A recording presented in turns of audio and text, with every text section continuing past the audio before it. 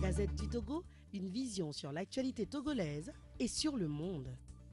Chers collègues universitaires, chers invités, illustres invités, chères étudiantes, chers étudiants, chers amis, chers philosophes, si nous sommes tous philosophes ce matin, il nous suffit que nous jetions un œil autour de nous pour nous rendre compte que sur le continent, beaucoup de pays subissent encore de lourdes pesanteurs politiques aux répercussions particulièrement délétères sur l'épanouissement des hommes et le développement des nations.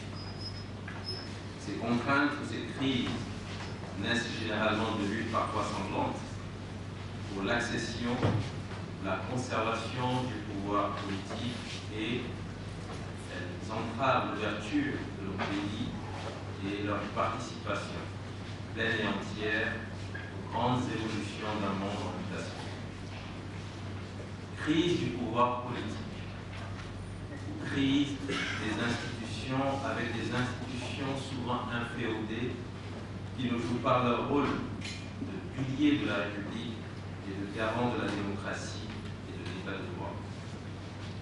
Crise du pouvoir politique ou crise de la gouvernance dans un continent où les flux financiers illicites passent de loin l'aide au développement, preuve que les ressources existent pour le développement de l'Afrique par les Africains eux-mêmes. Crise du pouvoir politique ou crise des élites, car certaines élites ont choisi délibérément d'étouffer leur conscience et de se contenter de jouir pleinement et uniquement des avantages de leur confère, leur positionnement. Crise du pouvoir politique ou crise des valeurs ou des identités, la quête effrénée de l'opulence et du pouvoir absolu ayant pris le pas sur des valeurs comme la justice, l'équité, la communauté du bien ou même l'humanité, dans le sens de ce sentiment naturel de bonté d'un être humain pour ses semblables. Crise du pouvoir politique ou crise de la diplomatie internationale, celle qui échoue trop souvent dans sa mission de protection des peuples, victime de gouvernants, usant du jeu subtil et des enjeux de la coopération internationale pour se maintenir au pouvoir. En raison de cette défaillance systémique, des millions d'Africains sont contraints de fuir, principalement à cause des conflits. Les institutions spécialisées des Nations Unies annoncent des chiffres vertigineux de plus de 17 millions de déplacés. La crise des migrants ampute le continent de sa jeunesse valide, rappelant l'époque des exils forcés vers le nouveau continent. Par ailleurs, la fuite des cerveaux continue de déposséder le continent de ses ressources intellectuelles ou qualifiées. Pourtant, l'Afrique, riche de sa jeunesse et de ses ressources innombrables, pourrait mieux se porter. Elle le pourrait si l'accession au pouvoir se faisait plus souvent de manière honnête et démocratique, s'il n'y avait pas cette volonté déraisonnée de longévité au pouvoir, si la corruption et l'impunité n'étaient pas érigées en règle de gouvernance, si les armées ne se transformaient pas en bourreaux des peuples, tirant sur des manifestants dans les rues, même dans les églises, si les élites ne s'étaient pas travesties, devenant des instruments pour la conservation du pouvoir acquis frauduleusement, si les institutions se mettaient pleinement au service des peuples et n'étaient pas soumises à la volonté des pouvoirs autoritaires, si force était donnée à la loi, la morale, l'éthique, et je crois qu'on pourrait continuer à allier les si, les si, les si. Alors, le développement deviendrait un objectif réalisable pour un épanouissement des femmes et des hommes sur le continent. Nous en avons les moyens, largement. Nous y croyons d'autant plus fermement que de plus en plus d'hommes d'État sont conscients que, et je vais citer une déclaration très récente du président du Nigeria, qui disait cite, les transitions pacifiques sur le continent ne sont plus négociables compte tenu du poids que font peser les crises politiques sur l'économie et sur les citoyens ordinaires. Fin de citation.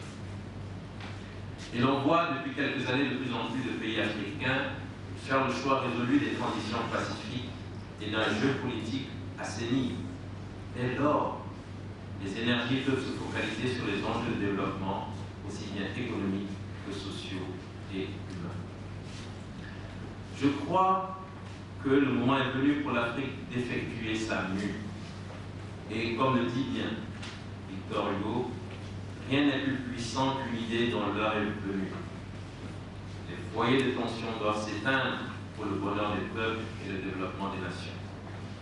Les ensembles régionaux doivent avoir plus d'ambition et se donner les moyens pour la prévention et la résolution des conflits au profit des communautés et renforcer l'intégration des nations africaines pour un développement raisonné, durable et inclusif.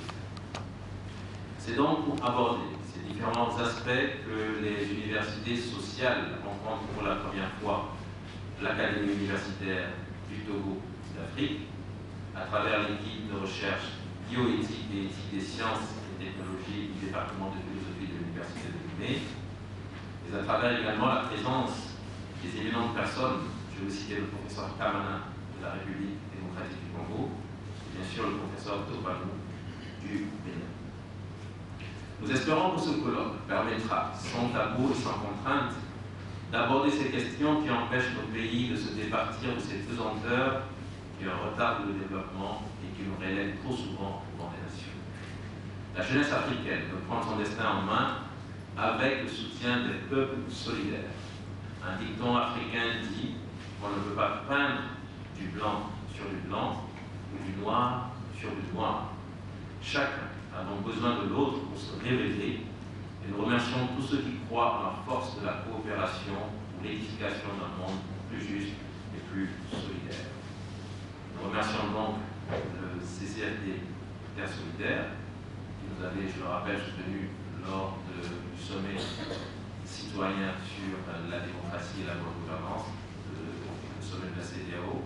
Et aujourd'hui, nous avons bien sûr le plaisir d'accueillir M. Boulon qui est dans la salle, qui représente donc le CCFD. Nous remercions également le PROSEMA, qui est un programme de l'Union européenne qui soutient la société civile. Et je salue la présence dans cette salle de M. Ballot. M. Ballot demain nous fera également une présentation sur l'aide et le développement. Et je remercie également le REBAOC, représenté ici par son président, M. Victor. Et ces trois institutions ont apporté ce soutien sans lequel le colloque n'aurait pas pu se faire. Nos remerciements vont aussi aux conférenciers élevés d'autres pays d'Afrique, je l'ai cité il y a un instant. Ils sont donc venus pour partager cette vision que nous voulons pour notre continent. Merci aux conférenciers et panélistes du Togo. Merci à ce merveilleux public. Merci aux journalistes qui abattent un travail énorme avec pour seule force la conviction que la justice finit presque toujours par triompher. Merci aux collègues universitaires qui croient en la force de la pensée comme instrument de libération de l'homme. Je voudrais donc prier pour que ces deux journées éclairent nos pensées et celles de nos gouvernants pour la marche en avant de l'Afrique. Sur ce, je déclare ouvert le colloque sur la crise du pouvoir politique et le développement de l'Afrique. Je vous remercie.